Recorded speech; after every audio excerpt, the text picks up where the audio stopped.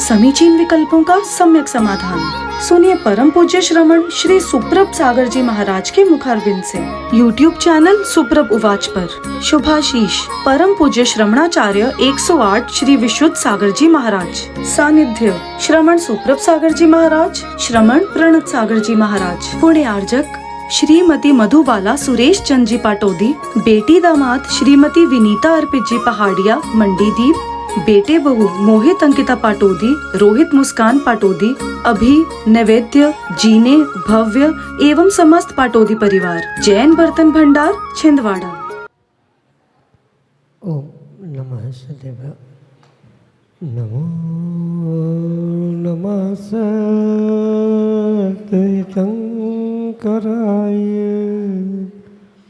वीराय भव्याम्बुजभास्कराय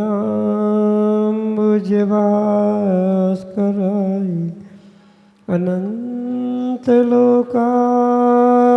सुरार्चिताय देवादिदेवाय नमो जिनाय देवादिदेवाय नमो जिनाय। पंच परमेष्टि भगवान की परम पूज्य गणाचार्य श्री विराग सागर जी महाराज जी की, परम पूज्य आचार्य भगवंत गुरुवर विशुद्ध सागर जी मुनि महाराज जी की, परम पूज्य मुनि श्री सुप्रभ सागर जी महाराज जी की,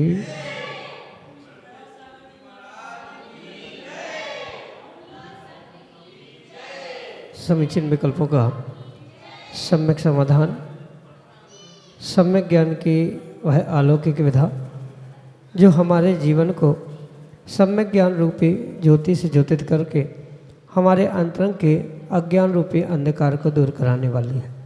क्योंकि संसार में सबसे बड़ा दुख यदि कोई है तो वह अज्ञान है, और उस अज्ञान की निवृत्ति का एकमात्र उपाय समीचीन विकल्पों का सम्यक समाधान, जो कि हमें परम पूज्य आचार्य भगवंत गुरुवर विशुद्ध सागर जी महाराज के मंगल सुभाषित से परम पूज्य मुनि श्री सुप्रभ सागर जी महाराज द्वारा प्रतिदिन प्राप्त होता है।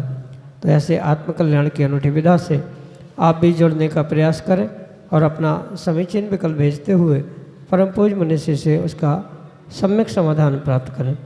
प्रारंभ करते हैं आज का सम्यक समाधान।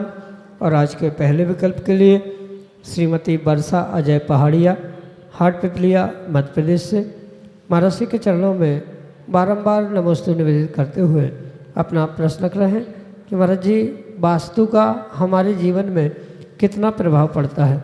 हमारे समीचीन विकल्प का सम्यक समाधान करते हुए मार्गदर्शन करने की कृपा करें। नमोस्तु महाराज जी, नमोस्तु। ओम नमः सिद्धम।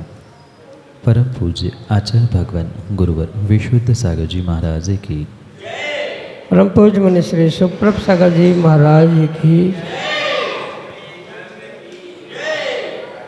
व्यक्ति के जीवन में बहुत सारे निमित्त नैमित्तिक संबंध हुआ करते हैं, जिनमें से ज्योतिष, वास्तु आदि आदि कुछ विशेष निमित्त वर्तमान में व्यक्ति के जीवन में और समाज में बहुत जोर से प्रभावित करते हुए देखने के लिए मिल रहा है। जबकि ये निमित्त पूर्व में भी कार्यकारी होते थे, पर वर्तमान परिपेक्ष में वास्तु का, ज्योतिष आदि का जो एक बहुत जोर शोर से प्रचार प्रसार चल रहा है, उसके कारण से इन वास्तु आदि का प्रभाव व्यक्ति के जीवन में बहुत पड़ता है, ऐसा प्रदर्शित किया जाता है। जबकि वास्तु है, ज्योतिष है, इन निमित्तों का व्यक्ति के जीवन में कुछ तो प्रभाव पड़ता है, पर सब कुछ वास्तु और ज्योतिष से ही होता है, ये बिल्कुल भी आवश्यक नहीं। अगर वास्तु, ज्योतिष, इन निमित्त शास्त्र निमित्तों का ही सब कुछ कार्य हो रहा है या उनसे ही सब कुछ जीवन अच्छा बुरा हो रहा है, तो फिर व्यक्ति का स्वयं का पुण्य, पुरुषार्थ, धर्म क्रिया आदि आदि कितनी प्रभावशाली है या कैसा उसका प्रभाव है, ये भी सोचने की आवश्यकता है। इसलिए वास्तविकता यही समझे कि वास्तु, ज्योतिष आदि आदि का कुछ तो प्रभाव व्यक्ति के जीवन में है, निमित्त नैमित्तिक संबंध के रूप में, पर सबके लिए वास्तु का समान प्रभाव हो ऐसा आवश्यक नहीं है। उन्हीं घरों में, उन्हीं वास्तुओं में बुजुर्ग रहते थे, पर वे फल फूल रहे थे। वही आज की पीढ़ी रह रही है तो वो उन्हीं वास्तु में जी नहीं पा रही है, सुख चैन नहीं मिल रही है। इसके पीछे का निमित्त होने पर भी ये पक्का मानना कि कुछ न कुछ व्यक्ति का स्वयं का पुण्य उपादान भी यहाँ कार्यकारी हुआ करता है, जिसके कारण से ये निमित्त अच्छे बुरे रूप में फलीभूत होते हैं। उन निमित्तों को यानी वास्तु आदि को देखकर कार्य करना चाहिए, इसमें किसी प्रकार से कोई विकल्प नहीं है। पर अगर इन पर ही डिपेंड होकर सब कुछ माना जाएगा तो ये भी किसी प्रकार से उचित नहीं है। यही आपके लिए सम्यक समाधान। सैटेलाइट जंक्शन इंदौर मध्य प्रदेश से रुसिल जैन अगले समीचीन विकल्प। श्री वंदनामी माता जी। महाराज श्री, मेरी शंका है, जो आज हम जिस धरती पे जी रहे हैं, जो सूर्य चंद्रमा आज हम देख रहे हैं, और जो तत्वार सूत्र वगैरह या फिर दूसरे शास्त्रों में कहा गया है कि जैसे सूर्य धरती के चंद्रमा लगाता है, लेकिन वैज्ञानिक से देखा जाए तो धरती सूर्य का चक्कर लगा रही है। और जैसे शास्त्रों में कहा गया है कि हम ग्रह उपग्रह में जा भी नहीं सकते, लेकिन चंद्रयान जैसे अभी गया, तो हम किस चीज़ को माने, वैज्ञानिक वाले को माने कि हमारे जो जैन शास्त्र में कहा गया है? ऑब्वियसली जैन शास्त्र को ही मानेंगे, लेकिन क्या वो सूर्य चंद्रमा और धरती अलग हैं जिसमें जो अभी हम देख रहे हैं प्रत्यक्ष रूप से, या फिर सेम है? शंका का समाधान कीजिए। आँखों देखा होगा प्रत्यक्ष, प्रत्यक्ष हो सत्य हो, ये आवश्यक नहीं। कहने का तात्पर्य ये है, आज वैज्ञानिकों के द्वारा जो प्रदर्शित किया जा रहा है, दिखाया जा रहा है, चंद्र पर यान का पहुंचना या अन्य भी बहुत सारे जो कार्य एक प्रोजेक्शन के माध्यम से, प्रोजेक्ट के माध्यम से दिखाए जाते हैं, आवश्यकता नहीं है वो दिखाया गया प्रत्येक सत्य हो। और ये भी सत्य नहीं है जो दिखता नहीं है, जिसको प्रैक्टिकल में देखा नहीं जा सकता, वह सत्य नहीं होता। अगर आप कहीं अमेरिका लंदन नहीं गए हैं तो क्या अमेरिका लंदन आपने आँखों से देखा नहीं है तो है नहीं है क्या? वह है।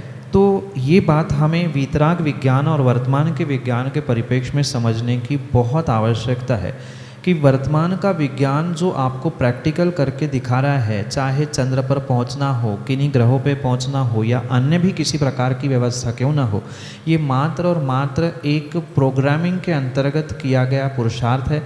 सबसे पहले तो हमें जिनवाणी जिनागम पर, हमारे गुरु प्रभु उनकी वाणी पर परम विश्वास और परम श्रद्धान होना चाहिए कि उन्होंने भले हमारे लिए प्रैक्टिकल नहीं दिया है, पर उन्होंने कहा है यही परम सत्य है।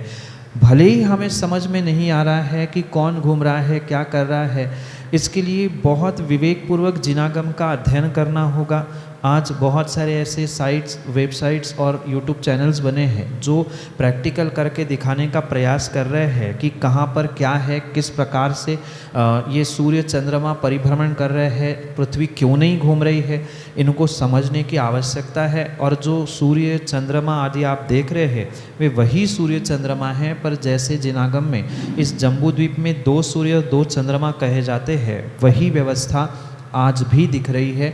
अंतर इतना है कि हम ये पकड़ नहीं पा रहे हैं, हमारा ज्ञान कम होने के कारण से, कि उसको हम प्रैक्टिकल करके कैसे ग्रहण करें या उसे पचाएं कैसे, ये मात्र कठिनाई है। पर श्रद्धान से उसे जाना जा सकता है। जो भी जाकर आया, माना कि नील आर्मस्ट्रॉन्ग पहली बार चंद्र पे गया, ऐसा कहा जाता है, माना, तो वो अकेले जाने से बाकी जो करोड़ों जनता है एक पर ट्रस्ट करके विश्वास कर रही है। तो अगर एक पर विश्वास करके माना जा रहा है कि वो चंद्रमा पे पहुंचा था, तो हमारे आचार्यों ने, हमारे तीर्थंकरों ने कहा है कि पहुंचा नहीं जा सकता, तो उनकी संख्या तो उनसे अधिक है। जब एक पर हम ट्रस्ट करके मान सकते हैं कि वो चंद्र पे गया था, यान चंद्र पे गया था, या XYZ मान सकते, तो वहाँ भी एजम्पशन है और यहाँ भी एजम्पशन है। फिर एजम्पशन से ही जीना है तो फिर हम धर्म के अनुसार एजम्पशंस करके जिएंगे तो हमारा सम्यक दर्शन, हमारा श्रद्धान मजबूत होकर रहेगा। इसलिए ये विकल्प ना करें कि क्या सच है और क्या झूठ है, ये पक्का माने हमारा आगम, हमारा धर्म ही सच है। भले ही हमारे वर्तमान के क्षयोक्षम के कारण या प्रैक्टिकल कुछ ना प्राप्त होने के कारण से हमें समझ नहीं आ रहा है, पर जो व्यवस्था भूगोल खगोल में हमारे तत्वार सूत्र जैसे ग्रंथों में लिखी है वही परम परम सत्य है।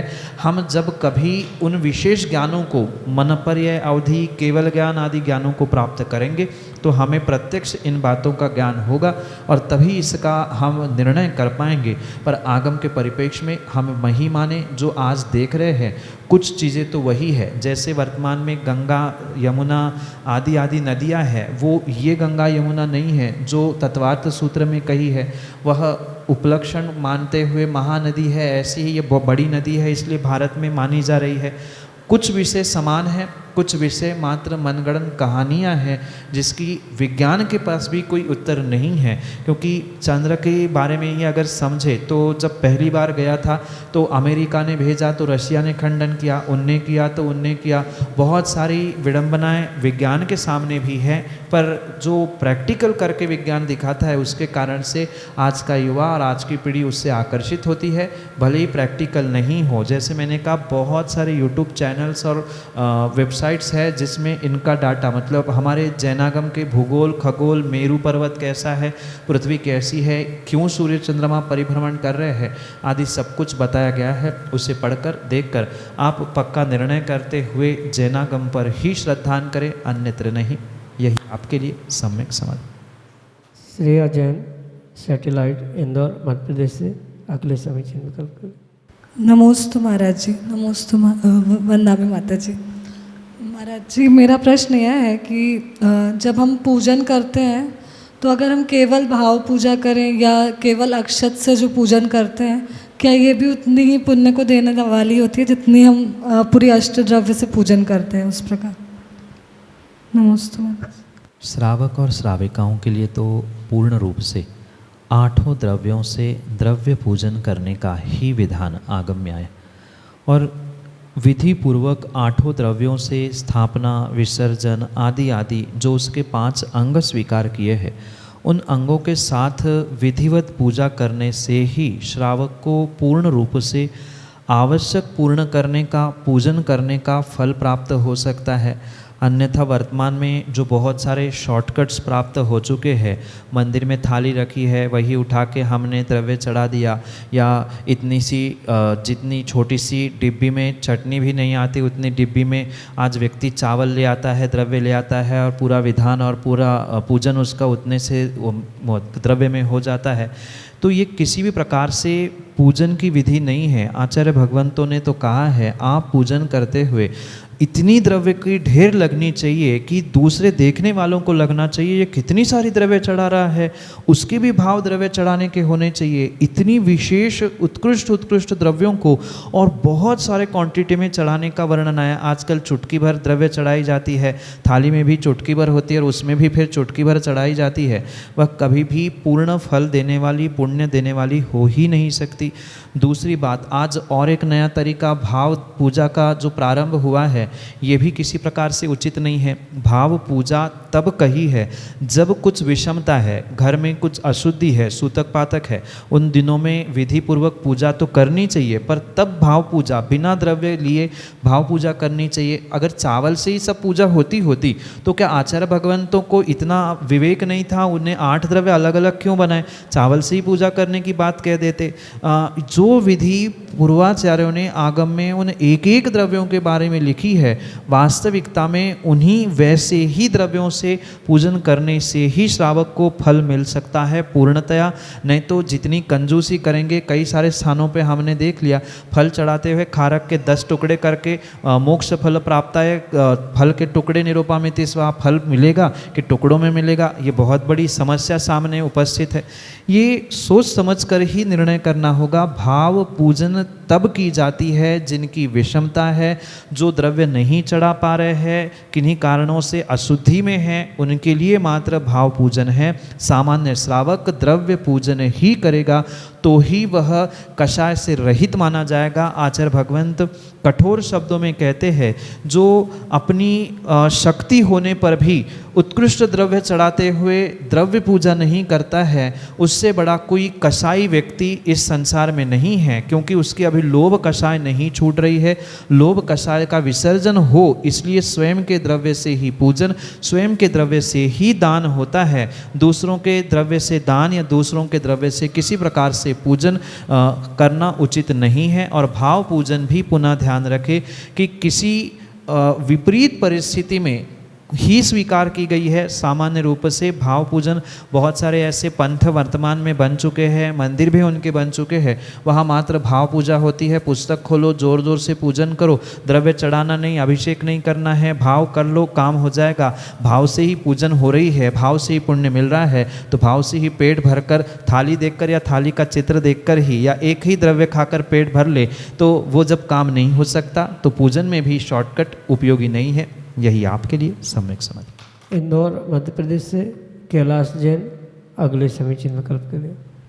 नमोस्तु भगवान, नमोस्तु भगवान, वंदनामि माता जी, वंदनामि माता जी। प्रभु, मेरा प्रश्न ये है कि भगवान कितने हैं? अनंत हैं, 24 हैं, क्या एक हैं? ये मेरे छोटे बच्चे ने ही पूछा तो मैं भी उसको कंफ्यूज हो गया, बताने के लिए मैंने पूछा होता।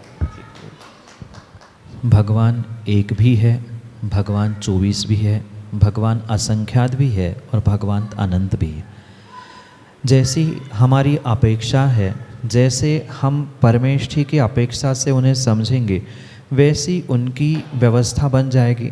अगर हम भगवान को 24 मानेंगे, 24 कहेंगे, तो वह तीर्थंकरों की अपेक्षा से भगवान 24 है, क्योंकि तीर्थंकर 24 होते हैं। सामान्य अरिहंतों की अगर बात हम करेंगे तो वह अरिहंत असंख्यात हो सकते हैं। विदेह की विद्यमान की अवस्था से कहेंगे तो वह 20 भी हो सकते हैं। अगर भगवान शक्ति की अपेक्षा से समझा जाए तो मेरे में भी भगवान है, तो मैं एक अकेला भगवान शक्ति की अपेक्षा से हूँ। इसलिए उन बच्चों को भी यही समझाना कि जैसे हम संबंध अनेक जोड़ते हुए अनेक व्यवस्थाएं बनती है, ऐसे ही भगवान एक भी हो सकते हैं, 24 भी हो सकते हैं। वही सिद्धों की अगर बात करें तो वह अनंतानंत सिद्ध आज तक बन चुके हैं, तो वे अनंतानंत सिद्ध अनंत हो गए, उनकी कोई गिनती ही नहीं की जा सकती। तो हम किन भगवान को भगवान कह रहे हैं? जैसे अभी आप प्रश्न करते हुए भी नमोस्तु भगवान कह रहे थे, तो ये भी भगवान का ही एक प्रतिरूप है। साधुओं को भी चलते फिरते भगवान के रूप में स्वीकार किया जाता है, तो साधु परमेष्ठी भी एक अपेक्षा से भगवान कहा जा सकते हैं। आचार उपाध्याय भी भगवान हो गए, अरिहंत भगवान हो गए, सिद्ध हो गए। अगर पंच परमेष्ठी की अपेक्षा से कहेंगे तो 5 प्रकार के भगवान 5 हो गए। तो जैसा हम समझाना चाहे या जैसा समझना चाहे, वैसे भगवानों की संख्या कम ज़्यादा हो सकती है, क्योंकि भगवान नाम की कोई वस्तु, कोई व्यक्ति मात्र नहीं है। जिनमें सब गुण भगवत्ता के प्राप्त होते हैं वे सभी भगवान हैं, चाहे एक हो, अनेक हो, अनंत हो। जिन जिन में भगवत्ता के गुण देखे जाते हैं वे सभी भगवान हैं। इसलिए एक, अनेक, अनंत सभी भगवान हो सकते हैं। यही आपके लिए सम्यक समाधि। श्रीमती निशी जैन अशोक कुमार जैन जतारा मध्य प्रदेश से अगले समीचीन विकल्प। नमोस्तु नमोस्तु नमोस्तु माता जी, वंदनामि वंदन। महाराज श्री, मेरी जिज्ञासा ये है कि पाठशाला के बच्चों को कैसे संस्कारित करें, और हम अगर बच्चों को डांटते हैं तो क्या हम लोगों को पाप लगता है क्या? नमोस्तु महाराज जी। वास्तव में पाठशाला बच्चों को संस्कारित करने के लिए ही होती है, पर वर्तमान में देखने के लिए मिल रहा है कि पाठशालाओं में संस्कार कम और सांस्कृतिक रूपरेखाएं ज़्यादा बनाई जाती। ये सांस्कृतिक रूपरेखा, भजन, गाना, नृत्य आदि आदि करवाना, ये कोई संस्कार नहीं है। वास्तव में जो पाठशाला की पुस्तकें हैं उनमें जो सिलेबस है उनको पढ़ाने का प्रयास करना होगा। जैसे मुनिषी प्रणत सागर जी के 3 भाग पाठशाला पुस्तक के निकले हुए हैं, तो उन बाल संस्कारों की पाठशाला की पुस्तकों को लेकर एज ग्रुप के अनुसार उन्हें पढ़ाने का प्रयास करना होगा, क्योंकि उसमें जो रहस्य है उसके माध्यम से ही बच्चों को संस्कारित किया जा सकता है। मात्र सांस्कृतिक कार्यक्रम की रूपरेखा बनाने के लिए बच्चों को एकत्रित करना, भोजन खाना पीना करना, नाच गाना करना, ये पाठशाला का उद्देश्य नहीं है। उनको आगे वाले जीवन में धर्म क्या है, नमोकार क्या है, पंच परमेष्ठी क्या होते हैं, साधु क्या होते हैं, धर्म क्यों किया जाना चाहिए, पूजन क्या होती है, इन सभी बातों को लॉजिकली समझाने का प्रयास किया जाएगा तो उनके लिए बहुत बड़ा संस्कार उन शिक्षा के माध्यम से ही दिया जा सकता है। अलग से कोई संस्कार मात्र प्रतिमाओं में जैसे करते हैं वैसे संस्कारों की नहीं, अपितु संस्कारित होने के लिए जो शिक्षा पुस्तक के पाठ्यक्रमों में दी गई है उनके माध्यम से उन्हें पढ़ाने का प्रयास करें। मुनिषी से आप उन पुस्तकों को प्राप्त करें, उनके माध्यम से पढ़ते पढ़ाते हुए बहुत कुछ संस्कार आप बच्चों को दे सकते हैं। यही आपके लिए सम्यक समाधान। समीचीन विकल्पों का सम्यक समाधान सुनिए परम पूज्य श्रमण श्री सुप्रभ सागर जी महाराज के मुखारबिंद से। YouTube चैनल सुप्रभ उवाच पर शुभाशीष परम पूज्य श्रमणाचार्य 108 श्री विशुद्ध सागर जी महाराज। सानिध्य श्रमण सुप्रभ सागर जी महाराज, श्रमण प्रणत सागर जी महाराज। पुण्य आर्जक श्रीमती मधुबाला सुरेश चंद जी पाटोदी, बेटी दामाद श्रीमती विनीता अर्पित जी पहाड़िया मंडीदीप, बेटे बहू मोहित अंकिता पाटोदी, रोहित मुस्कान पाटोदी, अभी नैवेद्य जीने भव्य एवं समस्त पाटोदी परिवार, जैन बर्तन भंडार छिंदवाड़ा।